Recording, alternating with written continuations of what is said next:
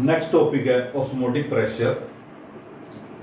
तो इसके अंदर आपका ये एक मैंने फिगर दिखा रखी है। इसके अंदर जो है, इस फिगर के अंदर जो है आपका जो है इस टाइप का कंटेनर है।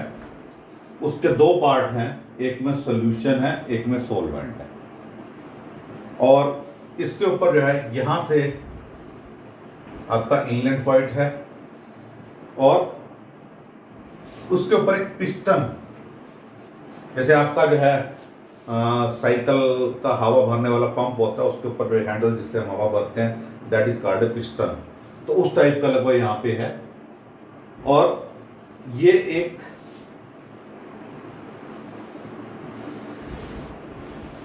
सेमी परमिएबल मेम्ब्रेन है, जिसके बारे में मैं पिछली वीडियो में डिस्कस कर चुका हूं। मैं it is A semi permeable membrane और ये पिस्टन है। और यहां पे हम कहते हैं इसका एक्सटर्नल प्रेशर।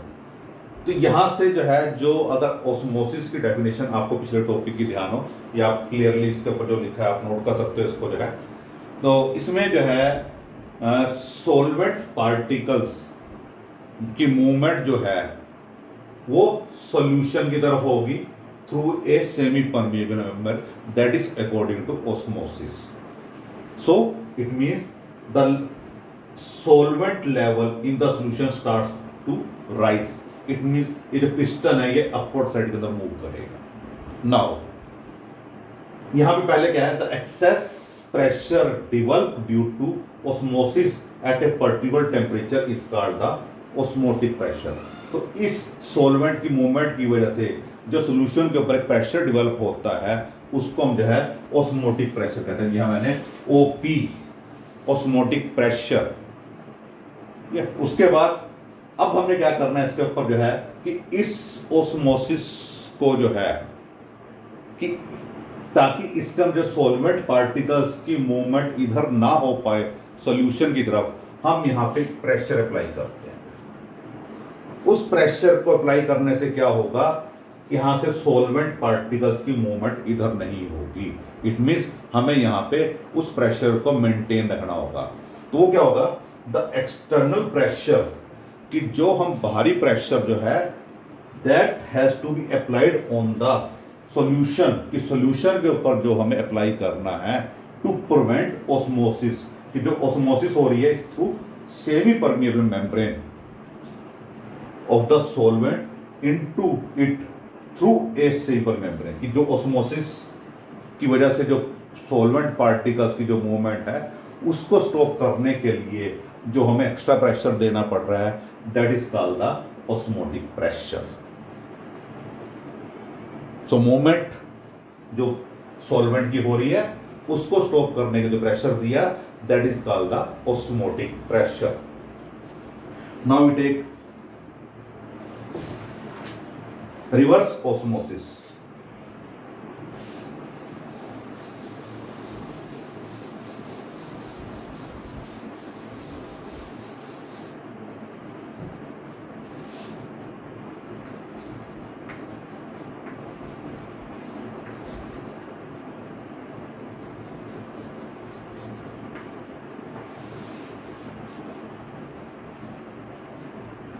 और it is also called water purification।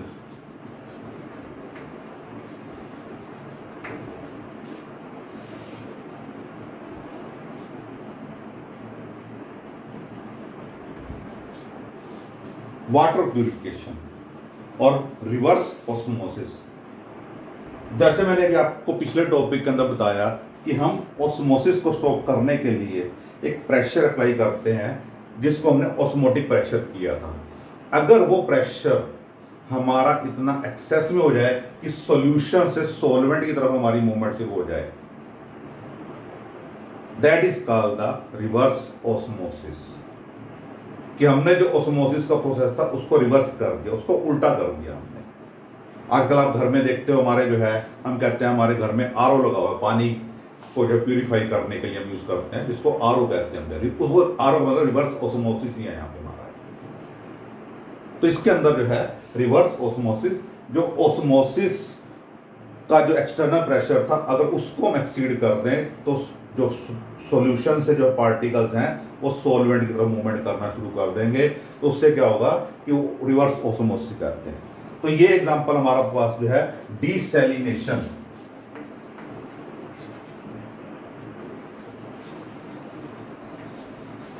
Of water, जिसको हम वाटर प्यूरिफिकेशन भी कह के चल रहे हैं। समुद्री पानी में से नमक बनाने का यही मेथड है। पानी के अंदर जो नमक होता है उसको डीसैलिन कर देते हैं, उसके अंदर जो है तो वो रिवर्स ऑस्मोसिस का प्रोसेस है, जिसकी वजह से हमारा नमक बन जाता है यहाँ पे फिर। तो it is a desalination of water का प्रोसेस भी हम यहाँ पे ले सकते हैं जो है। Then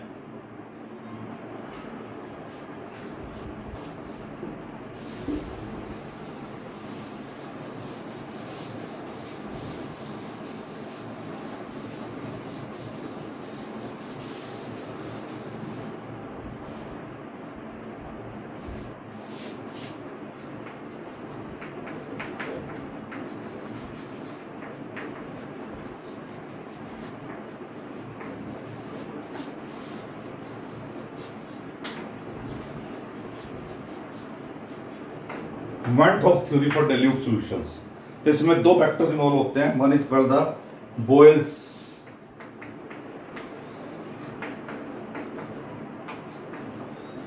went Hoff law. इसके अकॉर्डिंग जो है प्रेशर, यहां जो पाई है यानी इसको पाई ऑस्मोटिक प्रेशर, इसको यहां पे पाई से मेंशन करते हैं। It is directly proportional to C, where C is the concentration और ये एट कांस्टेंट टेम्परेचर। हम मान के चलते हैं इसको जो है।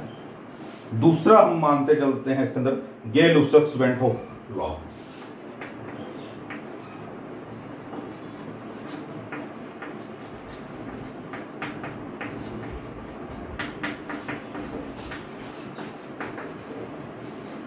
According to this, pi is directly proportional to T.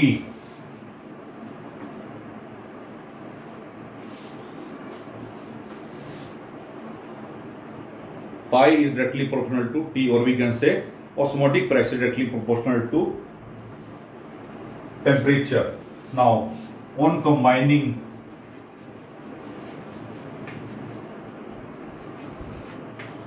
both these laws as pi proportional to C or proportional to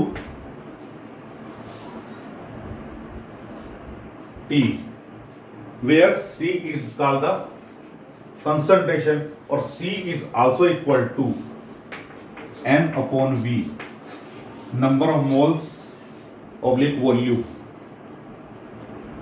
तो इन दोनों को जब कंबाइन करोगे pi is proportional to CT और pi is equal to RCT, where R is called the gas constant. R is gas constant.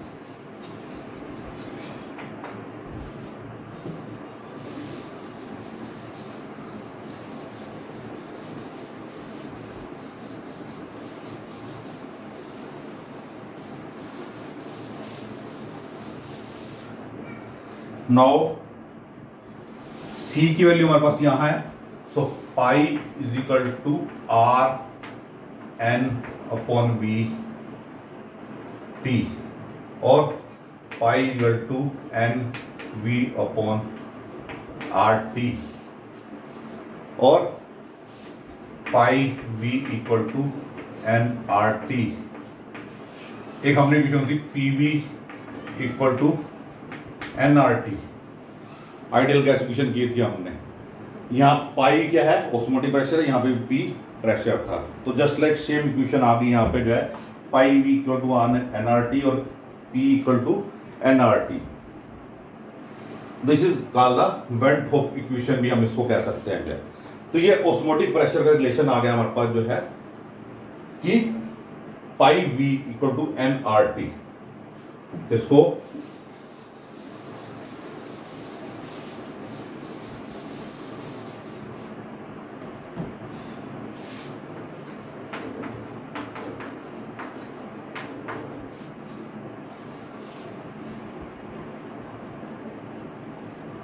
Now, determination of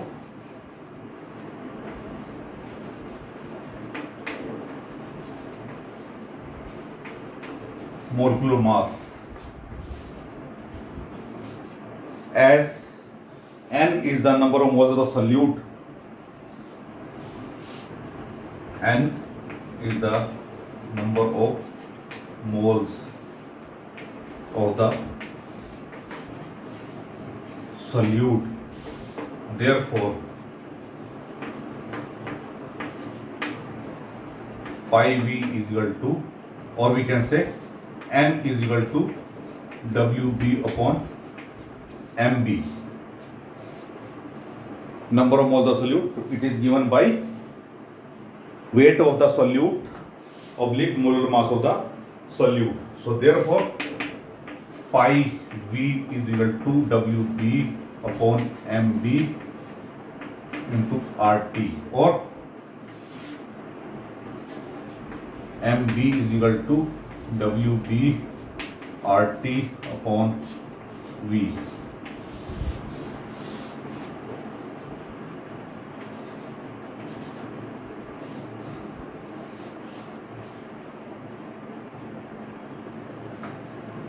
Mb क्या है? Molar mass of the solute.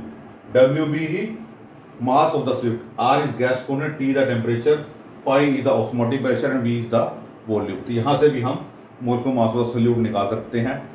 इसके बाद जो है, अब यहां पे कहा था पाई और ये आपस में एक दूसरे के डायरेक्टली प्रोपोर्शनल है. तो it means osmotic pressure is directly proportional to, as pi is proportional to n, so it is a colligative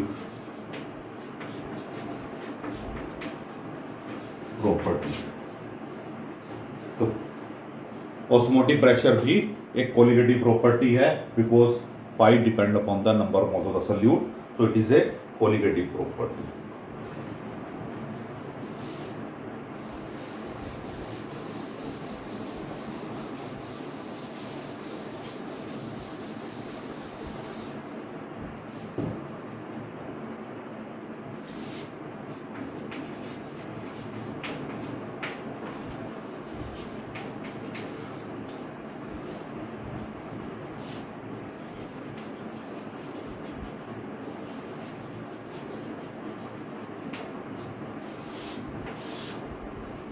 उसके बाद है isotonic and isoosmosis solutions.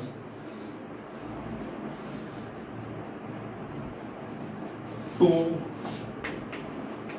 dilute solutions having the same osmotic pressure are called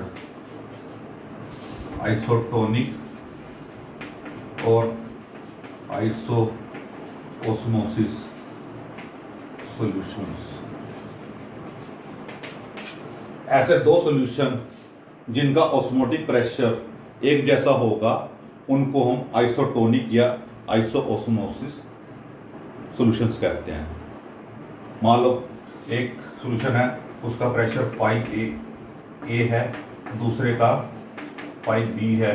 अगर pi A equal to pi B होगा, they are called the isotonic और isoosmosis solution. तो जिनका osmotic pressure equal होगा उनको हम आइसोटोनिक या आइसोओस्मोसिस कहते हैं.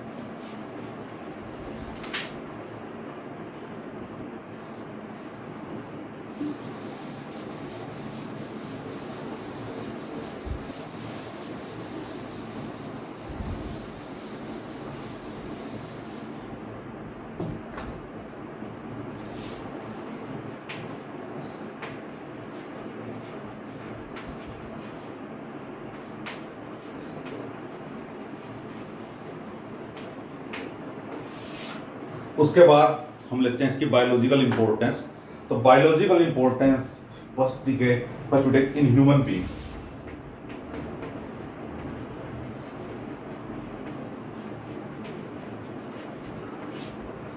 ह्यूमन बींग्स में क्या होता है कि जो हमारे ब्लड प्लाज्मा होता है और आरबीसी, रेड ब्लड सेल्स, इनका जो प्रेशर जो है 0.9% सोडियम क्लोराइड सॉल्यूशन के बराबर होता है। ब्लड प्लाज्मा का या रेड ब्लड सेल्स का जो प्रेशर होता है वो 0.9% सोडियम क्लोराइड के इक्वल होता है। It means they are isotonic solutions. They are isotonic solutions. इनका प्रेशर इक्वल है, इक्वल, और we can say it is equal to 0.9% of sodium chloride solution. तो अगर हमारी बॉडी के अंदर जो है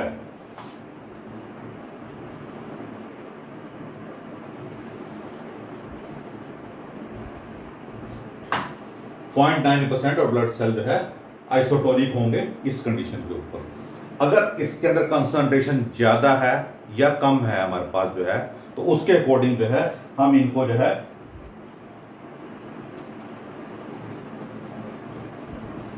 तो इनकी मूवमेंट की वजह से हम दो डेफिनेशन देते हैं यहां पे, हीमोलिसिस और प्लाज्मोसिस।